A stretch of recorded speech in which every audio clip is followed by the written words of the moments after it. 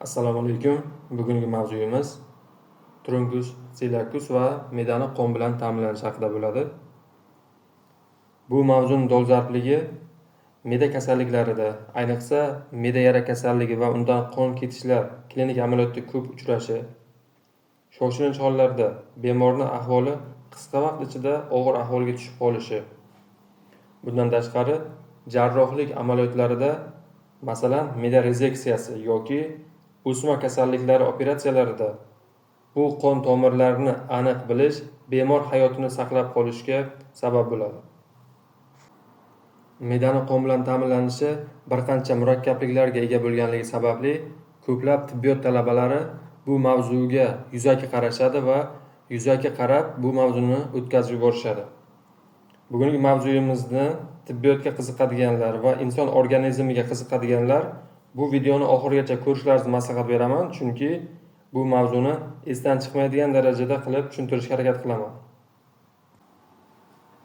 Demak, mavzuni boshlaymiz. Truncus celiacus nima? Truncus celiacus bu qorin aortasidan chiquvchi toq arteriyalar qatoriga kiradi. Uni joylashuvi 12-ko'krak umurtqasi yoki 1-bel umurtqasi atrofida tarmoqlanadi.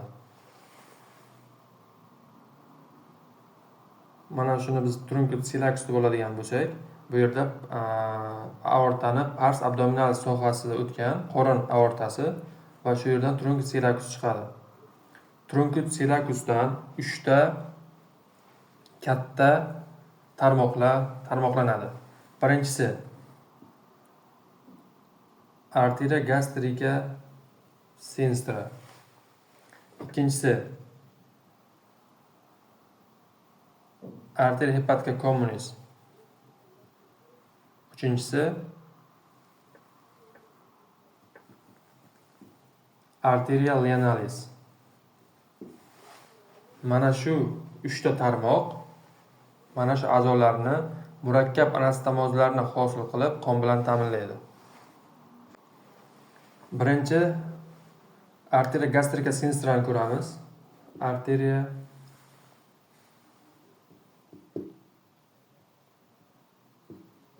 gastrica sinistra. Bu tarmoq truncus celiacusdan birinchi yuqoriroq qismidan boshlanib, yuqoriga qarab ko'tariladi va me'dani kardial qismidan pastga qarab tarmoq berib, me'dani kichik egriligidan pastga qarab harakatlanadi va o'z yo'lida bir qancha kichik tarmoqlarni beradi. Bundan tashqari, kardial qismdan pastga qarab tushish chog'ida ikkita kichik tarmoqcha beradi. Arteria esophagealis yoki ramus esophagealis degan bo'ladi. Bu qizil o'ngach 3 ta qismi bor. Bu ya'ni pastki qismi aorta abdominalis qismi. Ya'ni qorin qismini qon bilan ta'minlash ikkita ramus esophagealislarning tarmoqlarini beradi. Shunday qilib, arteria gastrica sinistra me'dani kichik egriligi va qizil o'ngachni qorin qismini qon bilan ta'minlash ishtirok etadi. Keyingi qon tomirimiz arteria hepatica communis. Arteria hepatica communis.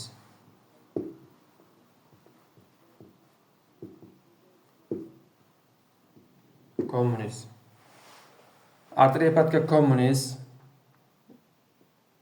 jigar tomonga qarab harakatlanadi va ikkita tarmoqqa bo'linadi. Arteria hepatica propri jigarning xususiy arteriyasi va arteria gastroduodenalis. Arteria gastroduodenalis pastga qarab harakatlanadi. Arteria hepatica propri esa jigar darvozasiga borganda ikkita shoxga bo'linadi. Ramus dextra, ramus sinistra. Ya'ni jigarning o'ng bo'lagi va chap bo'lagiga ichiga tarmoqlanadi. Ramus dextra ham biz bilamiz, bu yerda o't pufagi bo'ladi. O't pufagiga ramus dextra tarmoqdan o't pufagiga tarmoq beradi. Ya'ni arteriya cysticus. Arteriya cysticus tarmog'ini beradi. Bu o't pufagini qon bilan ta'minlashda ishtirok etadi.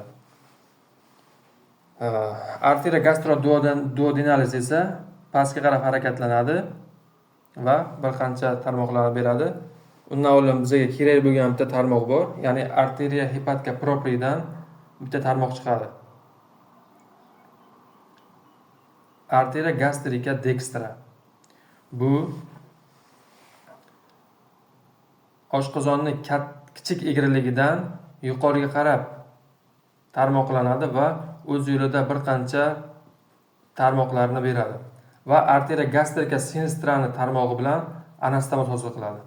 Mana shu ikkita tomir birikkan sohasini, ikkita arteriya, bir xil arteriya yoki ikkita venalar birikkan sohasini biz anastomoz deymiz.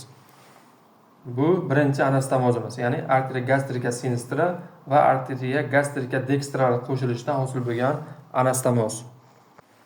Keyingi tarmog'imiz bu arteriya gastroduodenalis. Arteriya gastroduodenalis 12 barmoq ichakni orqa qismidan o'tadi va ikkita tarmoqqa bo'linadi. Arteriya epiploica dextra, arteriya pancreaticoduodenalis. Arteriya pancreaticoduodenalisni vazifasi 12 barmoq ichakni orqa qismini va tushuvchi qismini qon bilan ta'minlaydi. Arteriya epiploica dextra esa me'dani katta egriligi bo'ylab yuqoriga qarab harakatlanadi va o'z yo'lidagi o'sha me'dani tana qismini, katta egriligi qismini qon bilan ta'minlaydi va o'z yo'lida kichik shoxchalarni beradi. Bundan tashqari arteriya gastroduodenalisning bitta tarmog'i bor, ya'ni 12 barmoq ichakni orqa qismida bitta tarmoq beradi. Bu arteriya retroduodenalis deb ataladi. Bu 12 barmoq ichakni orqa devorlarini qon bilan ta'minlaydi.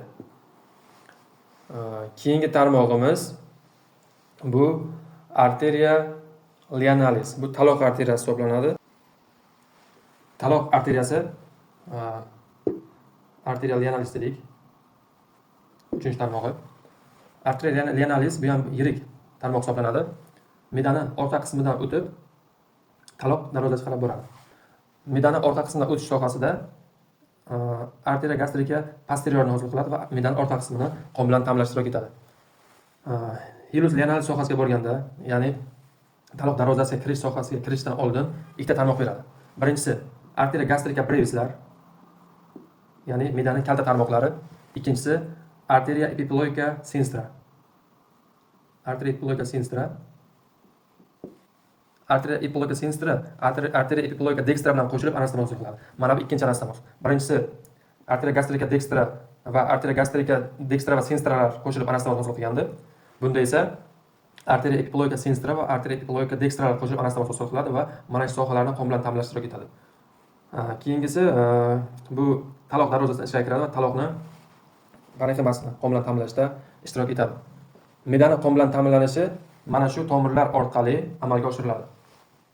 Bu tomirlarni qisqacha takrorlaymiz. Truncus coeruleus 3 ta tarmoqqa bo'linadi. Birinchisi arteriya gastrica sinistra, arteriya hepatica communis, arteriya lianalis.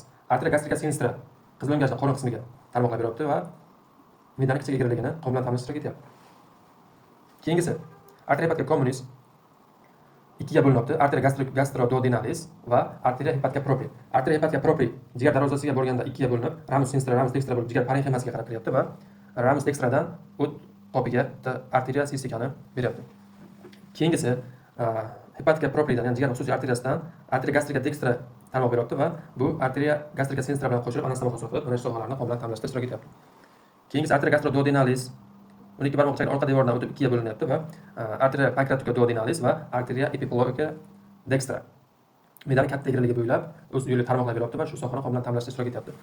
Arteriya pancreaticoduodenalis esa me'da osti bezini bosh qismini va 12 barmoq ichakni tushuvchi orqa qismlarini qon bilan ta'minlashda ishtirok etyapti. Arteriya lianalis me'dani orqa qismidan o'tib bitta tarmoq beryapti. Arteriya gastrica posterior me'dani orqa devori qon bilan ta'minlashda ishtirok etyapti va jigar darvozasiga yetmasdan ikkita tarmoqqa bo'linyapti.